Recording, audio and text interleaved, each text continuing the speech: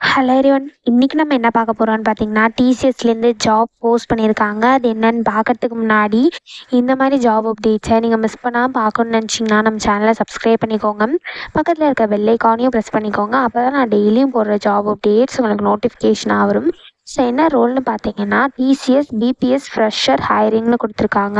இந்த ஜாபுக்கு 2024 பேட்சாக இருந்தால் மட்டும்தான் உங்களால் அப்ளை பண்ண முடியும். ஸோ நீங்கள் 2024 தவிர வேறு எந்த பேட்சாக இருந்தாலும் இந்த ஜாபுக்கு எலிஜிபிள் கிடையாது. ஒன்லி 2024 பேட்ச் மட்டும்தான் இந்த ஜாபுக்கு அப்ளை பண்ண முடியும்.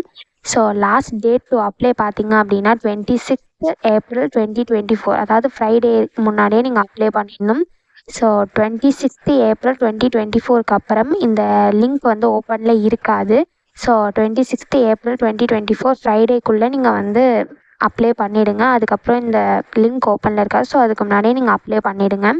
ஸோ ஒன்ஸ் நீங்கள் அப்ளை பண்ணதுக்கப்புறம் உங்களுக்கு டெஸ்ட்டு டேட் வந்து எப்போ இருக்கும் அப்படின்னு பார்த்தீங்கன்னா, 4th ஜூன் 2024 டியூஸ்டே அன்றைக்கி உங்களுக்கு டெஸ்ட்டு இருக்கும் அப்படின்னு சொல்லியிருக்காங்க. ஸோ 4th ஜூன் 2024 டியூஸ்டே அன்றைக்கி உங்களுக்கு டெஸ்ட்டு நடக்கும் நீங்கள் ரிஜிஸ்டர் பண்ணதுக்கப்புறம். ஸோ நீங்கள் ரிஜிஸ்டர் பண்ணிட்டீங்க அப்படின்னா உங்களுக்கு ஃபஸ்ட்டு ரிஜிஸ்ட்ரேஷன் சக்ஸஸ்ஃபுல்னு மெயில் வரும். ஸோ அதெல்லாம் முடிச்சதுக்கப்புறம் நீங்கள் அப்ளிகேஷன் ஃபுல்லாக கம்ப்ளீட் பண்ணதுக்கப்புறம் உங்களுக்கு டெஸ்ட்டு நடக்கும். அந்த டெஸ்ட்டு வந்து எப்போ நடக்கும்னு பார்த்தீங்கன்னா 4th ஜூன் 2024 டியூஸ்டே அன்றைக்கி நடக்கும். ஸோ அந்த டெஸ்ட்டுக்கு நீங்கள் இப்போவே ப்ரிப்பேர் பண்ண ஆரம்பிச்சிருங்க. ஸோ இன்னும் 1 மந்த்து தான் இருக்குது. நெக்ஸ்ட்டு பார்த்தீங்க அப்படின்னா, இங்கே வந்து உங்களுக்கு எப்படி அப்ளை பண்ணணும் ஸ்டெப் பை ஸ்டெப்பாக கொடுத்துருக்காங்க. ஸோ நீங்கள் ஃபஸ்ட்டு டிசிஎஸ் நெக்ஸ்ட் போர்ட்டலில் லாகின் பண்ணணும். ஸோ அதுக்கப்புறம் உங்கள் பர்சனல் டீட்டெயில்ஸ்லாம் என்ட்ரு பண்ணணும். ஸோ எதெல்லாம் ஸ்டார் போட்டிருக்காங்களோ அது எல்லாமே மேண்டிட்டரி. ஸோ நீங்கள் அது எல்லாத்தையுமே நீங்கள் ஃபில் பண்ணிக்கணும். ஸோ உங்கள் ஆதார் நம்பர் என்ட்ரு பண்ணணும். உங்கள் ஆதாரில் இருக்க மாதிரி பேர் தான் நீங்கள் அதில் என்ட்ரு பண்ணணும். உங்கள் டேட் ஆஃப் பர்த்தும் வந்து ஆதாரில் இருக்க மாதிரி தான் என்ட்ரு பண்ணணும். இது எல்லாமே அவங்க கொடுத்துருக்காங்க. ஸோ ஸ்டெப் 3 பார்த்தீங்க அப்படின்னா, நெக்ஸ்ட் ரிஜிஸ்ட்ரேஷன் பண்ணணும்.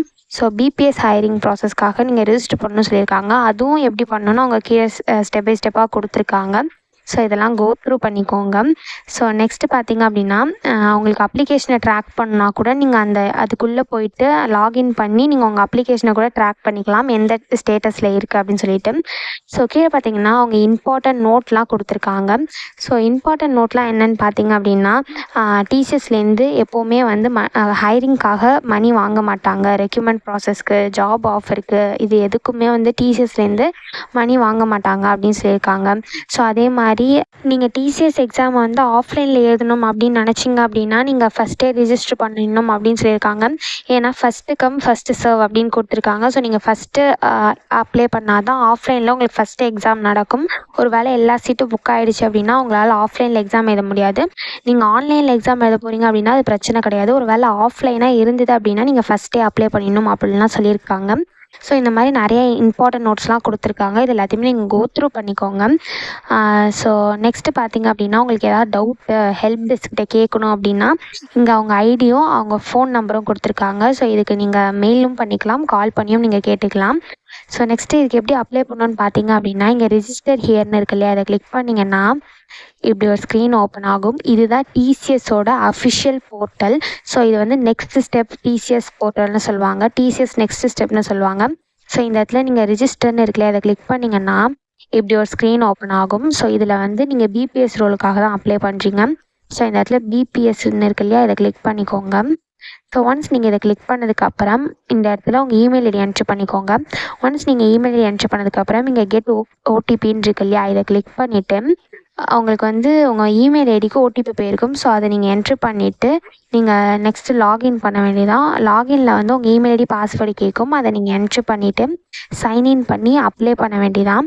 ஸோ உள்ளே நீங்கள் லாகின்குள்ளே போனீங்க அப்படின்னா அங்கேயே உங்களுக்கு அப்ளிகேஷன் ஃபார்ம்னு ஒன்று இருக்கும். ஸோ அதை நீங்கள் கிளிக் பண்ணி உங்கள் பர்சனல் டீட்டெயில்ஸ், எஜுகேஷன் டீட்டெயில்ஸ் எல்லாத்தையுமே ஃபில் பண்ணிக்கோங்க. எல்லாத்தையும் ஃபில் பண்ணிவிட்டு லாஸ்ட்டாக சப்மிட்னு கொடுத்துக்கோங்க. ஸோ அப்படி தான் நீங்கள் அப்ளை பண்ணணும். ஸோ இதை அப்ளை பண்ணுறதுக்கான லிங்க் வந்து நான் டிஸ்கிரிப்ஷனில் கொடுத்துட்றேன், செக் பண்ணிக்கோங்க. தேங்க்யூ.